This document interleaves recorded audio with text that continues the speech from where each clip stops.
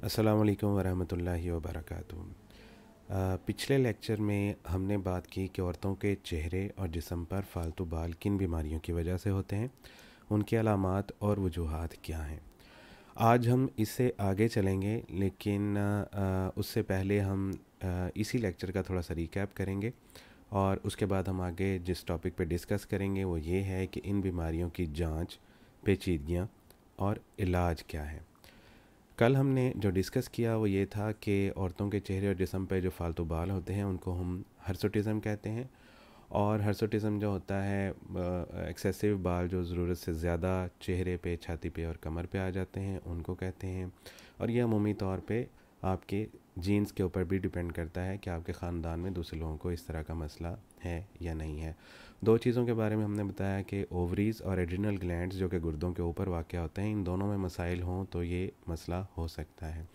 इसके अलामात के बारे में हमने डिस्कस किया कि अलामात क्या क्या हैं, और उसके बाद हमने डिस्कस किया कि ये जो कि मेल और फीमेल हार्मोन्स का इम्बैलेंस हो जाता है, यानी मर्दों और औरतों का हार्मोन, जो बच्चियां जब उनकी बलूगत की उम्र शुरू होती है उनके अंदर पैदा होना शुरू होते हैं, तो जो मर्दों वाले हार्मोन हैं अगर वो ज़्यादा हो जाएं तो ये मसला होता है।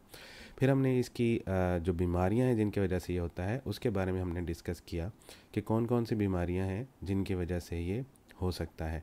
और साथ हमने ये भी किया कि बहुत सी ऐसी ख़वातीन भी हैं कि जिनके अंदर चेहरे पे और जिस्म पे फालतू बाल होने की कोई ख़ास बीमारी या वजह नहीं होती, लेकिन इसके बावजूद उनके होते हैं।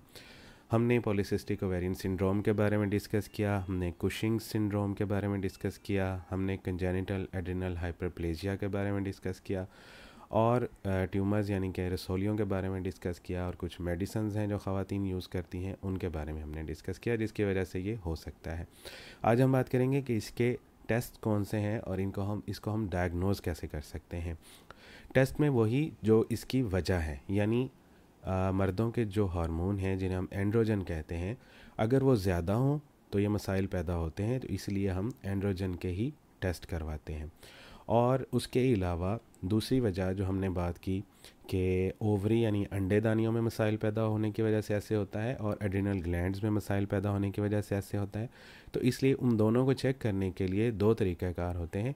एक, या तो हम पेशेंट का अल्ट्रासाउंड करवाते हैं, और या फिर हम उसका सीटी स्कैन करवाते हैं। इन दोनों से ही पता चल जाता है कि इनमें कोई मसाइल तो नहीं है, और बाज़ औक़ात हमें इन दोनों की भी ज़रूरत पेश आ सकती है, यानी आपका अल्ट्रासाउंड भी होता है और आपका सीटी स्कैन भी होता है, दोनों हो सकते हैं।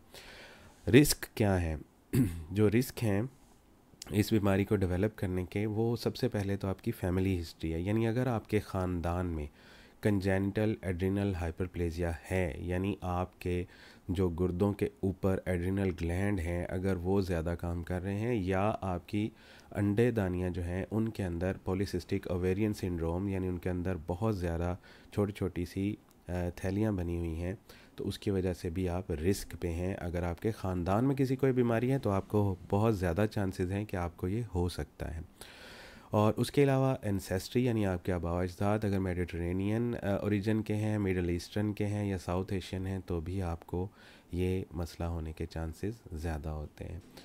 कॉम्प्लिकेशन यानी पेचीदगियाँ क्या होती हैं इसके साथ? सबसे पहले तो इमोशनल डिस्ट्रेस हो जाता है बंदा, कि उसको फ़ीमेल है तो वो कॉन्शियस हो जाती है कि मेरे जिस्म पे इतने ज़्यादा बाल क्यों हैं, क्योंकि ज़ाहिर है फ़ीमेल के जिस्म पे ज़्यादा बाल जो होते हैं वो नहीं होने चाहिए।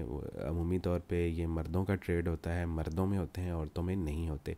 लेकिन अगर औरतों में हो जाएं तो ज़ाहिर है परेशान हो जाती हैं कि हमारी लुक्स जो हैं वो मर्दों की जैसी होना शुरू हो गई हैं, तो ये बाज़ औक़ात इमोशनली डिस्ट्रेसिंग होता है, इंसान परेशान हो जाता है, टेंशन में आ जाता है। खैर, इसके साथ कोई जिस्मानी कोई कॉम्प्लिकेशंस या पेचीदगियाँ तो नहीं होती हर्सुटिज़म के साथ, यानी जिस्म पे ज़्यादा फालतू बाल होने की वजह से कोई भी जिस्मानी पेचीदगी नहीं होती। लेकिन अगर उसकी वजह हार्मोन का इम्बैलेंस है, जो हमने बताया कि मर्दों के हार्मोन ज़्यादा हो जाते हैं, तो उसकी वजह से अगर ये है तो फिर ज़ाहिर है फिर जिस्मानी पेचीदगियाँ भी होंगी। अगर आपको जिस्म पे ज़्यादा बाल हैं और उसके साथ आपके पीरियड्स रेगुलर नहीं हैं, आपको हर महीने पीरियड्स नहीं आते, तो बहुत ज़्यादा चांसेस हैं कि आपको पॉलीसिस्टिक ओवेरियन सिंड्रोम हो। आम ज़ुबान में हम इसे पीसीओएस भी कहते हैं। और अगर ये पीसीओएस आपको हो तो उसकी वजह से अगर आप शादीशुदा हैं या आपकी शादी होने जा रही है तो बहुत ज़्यादा चांसेस हैं कि आप हामला नहीं हो पाएंगी। वो ख़वातीन जो कुछ मेडिसिन्स ले रही हैं इस मसले के लिए, बालों को जो चेहरे और जिस्म पे फालतू बाल हैं उनको ख़त्म करने के लिए कोई मेडिसिन्स ले रही हैं तो और वो शादीशुदा हैं तो उनको प्रेगनेंसी से परहेज़ करना चाहिए, क्योंकि अगर वो प्रेग्नेंट हो जाती हैं ये मेडिसिन लेते हुए तो उनके होने वाले बच्चे में डिफ़ेक्ट होने के चांसेस बहुत ज़्यादा हैं। तो इसलिए जो भी ख़वातीन जो प्रेगनेंसी प्लान कर रही हैं या तो वो ये मेडिसिन्स बंद करेंगी और या वो प्रेगनेंसी प्लान ही नहीं करेंगी। जो इसका इलाज है उसमें 3 चीज़ों का कम्बिनेशन होता है, एक ही चीज़ से इसका इलाज नहीं हो पाता, यानी ये सारी चीज़ें मिल के आपका इलाज करती हैं। सबसे पहले है सेल्फ़ केयर। ख़ुद से आप वैक्स वगैरह करके या किसी और तरीके से जो फालतू बाल हैं उनको आप उतार सकते हैं। उसके अलावा हेयर रिमूवल थेरेपीज़ होती हैं, वो बाकायदा हेयर रिमूवल सेंटर्स बने होते हैं जहाँ पे थेरेपीज़ होती हैं, उसके बारे में हम आगे जाके थोड़ा सा डिस्कस करेंगे। और कुछ मेडिसिन्स होती हैं जो इस मसले के हल के लिए इस्तेमाल की जा सकती हैं, उनके बारे में भी आगे जाके डिस्कस करते हैं। सबसे पहले जो मेडिसिन्स इसके लिए जिस्म पे और चेहरे पे जो फालतू बाल होते हैं उसके लिए जो इस्तेमाल होती हैं वो ओरल कॉन्ट्रासेप्टिव्स हैं। ये उन ख़वातीन के लिए होती हैं जिनकी या तो शादी नहीं हुई और या अगर उनकी शादी हुई है तो वो बच्चे नहीं चाह रही, तो वो ये मेडिसिन्स इस्तेमाल कर सकती हैं, क्योंकि इन मेडिसिन्स के इस्तेमाल से आप हामला नहीं हो सकते। जब तक आप ये यूज़ करते हैं तब तक आप हामला नहीं होंगे। जब आप इनको छोड़ेंगे और आप शादीशुदा हैं तो उसके बाद अगर आप हमल चाहते हैं तो आप हमल ले सकते हैं, कोई इतना मसला नहीं है। लेकिन इसके साइड इफ़ेक्ट्स जो होते हैं उनके बारे में भी बात करनी चाहिए कि ये मेडिसिन खाने से कुछ लोगों को गुनूदगी सी होती है, दिल घबराना शुरू हो जाता है, कै और मतली वगैरह आना शुरू हो जाती है, सर दर्द होता है और बाद का स्टमक अपसेट हो जाता है, इमोशन वगैरह लग सकते हैं आपको। तो अगर ये मेडिसिन खाने से ये मसला हो रहा है तो आप समझ जाएं कि ये इन्हीं ओरल कॉन्ट्रासेप्टिव्स के इस्तेमाल की वजह से उनके साइड इफ़ेक्ट्स हैं जिनकी वजह से आपको ये मसला हो रहा है। उसके अलावा एंटी एंड्रोजन्स हैं। ये एंड्रोजन्स जो होते हैं वो मर्दाना हार्मोन्स होते हैं, इनको रोकने के लिए कुछ मेडिसिन्स होती हैं। अगर वो मेडिसिन्स हम इस्तेमाल करवाना मरीज़ को शुरू कर दें तो उसका फ़ायदा ये होता है कि वो एंड्रोजन्स को इनके रिसेप्टर्स के साथ मिलने नहीं देते और उनकी वजह से एंड्रोजन्स ज़्यादा नहीं हो पाते, यानी मेल जो हार्मोन होते हैं वो ज़्यादा नहीं हो पाते, फ़ीमेल हार्मोन ज़्यादा रहते हैं और उसकी वजह से भी चेहरे पे बाल फिर नहीं आते और जिस्म पे भी दूसरे फालतू बालों की कमी हो जाती है। हाँ, अलबत्ता इस ड्रग का भी साइड इफ़ेक्ट है कि अगर आप ये इस्तेमाल कर रही हैं और आप हामला हो जाते हैं तो आपके बच्चे में पैदाइशी नुक्स होने के चांसेस बहुत ज़्यादा हैं।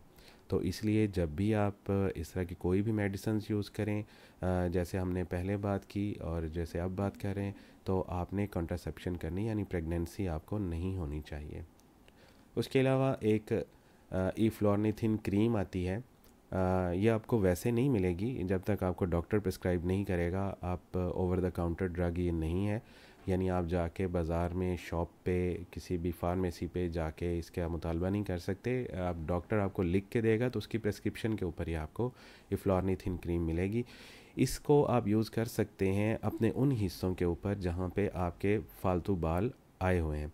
ये जो पहले से मौजूद हैं बाल उनको ख़त्म नहीं करता, लेकिन जो नए बाल वहाँ पे उगने होते हैं ना उनकी ग्रोथ को ये स्लो कर देता है, उसको भी ख़त्म नहीं करता। यानी जहाँ पे वो बाल आपके 15 दिनों में आते हैं वहाँ पे वही बाल आपके 1 से 1.5 महीने या 2 महीने में आएंगे। तो ये इसका फ़ायदा है, इसका कोई साइड इफ़ेक्ट नहीं होता, ये आप यूज़ कर सकते हैं और इसके साथ आप प्रेग्नेंट भी हो सकते हैं। जो प्रोसीजर्स की मैंने बात की कि जो थेरेपी होती है, जो सेंटर्स कुछ खुले हुए हैं वो 2 तरह की थेरेपीज़ इनकी करते हैं। वैसे अब तो मज़ीद भी बहुत से प्रोसीजर्स आ गए हैं जो इन सेंटर्स में हो रहे हैं, लेकिन अमूमी तौर पे इलेक्ट्रोलाइसिस और लेज़र थेरेपी ही यूज़ हो रही है। इलेक्ट्रोलाइसिस थोड़ा सा पेनफुल होता है, इसमें एक नीडल आपके जहाँ पे जो बाल होते हैं ना, ये बाल एक फॉलिकल में से निकले होते हैं, आपकी जिल्द के नीचे एक फॉलिकल होता है जिसको हम इसकी बाल की जड़ कह सकते हैं। उस फॉलिकल के अंदर बाल ने बनना होता है और निकलना होता है। तो इलेक्ट्रोलाइसिस जो है उसमें हम उस फॉलिकल के अंदर एक छोटी सी नीडल डालते हैं और नीडल डाल के वहाँ पे हल्का सा करंट देते हैं जिससे उस फॉलिकल को हम तबाह कर देते हैं, ख़त्म कर देते हैं। और उसके ख़त्म होने की वजह से फिर चूँकि वो फॉलिकल ने ही बाल को बनाना होता है और वो फॉलिकल ही तबाह हो गया, तो वो ख़त्म होने से फिर वहाँ पे दोबारा बाल नहीं आते। थोड़ा सा पेनफुल होता है, इसलिए जब ये प्रोसीजर करते हैं इलेक्ट्रोलाइसिस का, तो जिस्म के ऊपर जहाँ पे फालतू बाल हैं और जहाँ से ये फॉलिकल्स के निकालना है उनको, तो उस पे क्रीम लगा देते हैं, जिससे वो हिस्सा सुन्न हो जाता है और ज़्यादा दर्द नहीं होती। दूसरा है इसका हल, लेज़र थेरेपी। ये एक ऐसा प्रोसीजर है जिसमें लेज़र यूज़ होती है। ये एक बहुत ज़्यादा पावरफुल लाइट होती है जो कि आपकी जिल्द के अंदर से गुज़र के उन्हीं हेयर फॉलिकल्स को ख़राब करती है, तबाह करती है, ख़त्म करती है। और तरीके दोनों में एक ही चीज़, जो बेसिक कॉन्सेप्ट है वो यही है कि इलेक्ट्रोलाइसिस और लेज़र थेरेपी दोनों में ही आपके जो फॉलिकल्स हैं जिनमें से बालों ने निकलना है, उन फॉलिकल्स को हम तबाह कर देते हैं, ख़त्म कर देते हैं कि वो दोबारा से वहाँ पे ये बाल ना बन सकें। लेकिन इलेक्ट्रोलाइसिस थोड़ा सा पेनफुल है, वो उसका साइड इफ़ेक्ट है। और जो लेज़र थेरेपी है उसके साइड इफ़ेक्ट्स ये हैं कि कुछ लोगों की स्किन जो होती है, जिल्द जो होती है, बहुत सेंसिटिव होती है और वो इस लेज़र थेरेपी को बर्दाश्त नहीं कर सकती। बाज़ औक़ात वहाँ पे जल जाता है वो हिस्सा, बाज़ औक़ात अगर बहुत ज़्यादा मतलब इसका असर हो जाए तो वो हिस्सा जल जाता है। अगर थोड़ा सा कम असर हो तो जिल्द जो है उसका रंग तब्दील हो जाता है, और अगर उससे कम असर हो तो जिल्द थोड़ी सी सुर्ख हो जाती है और उसकी स्वेलिंग हो जाती है, सूज जाती है वहाँ से। तो दूसरा इसका जो मसला है वो ये है कि लेज़र थेरेपी इलेक्ट्रोलाइसिस से थोड़ी सी महंगी होती है। और ये चीज़ें आप जहन में रख के अगर आप इनमें से कोई भी प्रोसीजर करवाना चाहें तो उसके बारे में आपने बता दिया कि इलेक्ट्रोलाइसिस थोड़ा सा पेनफुल है, लेज़र थेरेपी में जो जो पेचीदगियाँ आती हैं वो भी मैंने आपको बता दिया। अब घर में आप क्या कर सकते हैं इस मसले को बचाने के लिए, होने से बचाने के लिए? यानी आपको है तो नहीं, लेकिन आप चाहते हैं कि आपको ये हो ही ना, तो ऐसा कोई भी तरीका नहीं है जिससे आप इससे बच सकें। अगर आपको ये होना है तो ये आपको होना ही है, आप इससे बच नहीं सकते। हाँ, अलबत्ता अगर आपका ये मसला हुआ और वो पॉलीसिस्टिक ओवेरियन सिंड्रोम यानी पीसीओएस की वजह से है, तो फिर आप अपना वज़न कंट्रोल करके, वज़न कम करके, वज़न के बारे में मैंने बताया, ओबेसिटी जो है उसका जो इंडेक्स होता है वो बीएमआई होता है, बेसिक बॉडी मास इंडेक्स जो होता है, और उसके बारे में बाकायदा अलग से एक वीडियो मौजूद है, आप देखना चाहें तो बीएमआई के ऊपर वीडियो है। उसमें तफसील से बताया हुआ है कि आपको कैसे पता चलेगा कि आपका वज़न जो है वो नॉर्मल है, आपके उससे जिस्म के कद के हिसाब से आपके कम है, या वो आपके कद के हिसाब से ज़्यादा है, आप ओबीस हैं यानी मोटापे की तरफ जा रहे हैं, या मोटापे का शिकार हो चुके हैं और आप उसकी कौन से ग्रेड में मोटापे के फॉल करते हैं, वो सारा कुछ उसमें डिटेल से बताया हुआ है। हाँ, पीसीओएस की वजह से अगर आपको हर्सुटिज़म यानी जिस्म और चेहरे पे बाल ज़्यादा हो रहे हैं तो आप अपना वज़न कम करके, अपनी ओबेसिटी यानी मोटापे को कंट्रोल करके इस हर्सुटिज़म यानी चेहरे और जिस्म के फालतू बालों से मुकम्मल तौर पे भी निजात पा सकते हैं। और आपको हो सकता है कि अगर इसकी वजह से है तो आपको कोई मेडिसिन भी ना खानी पड़े।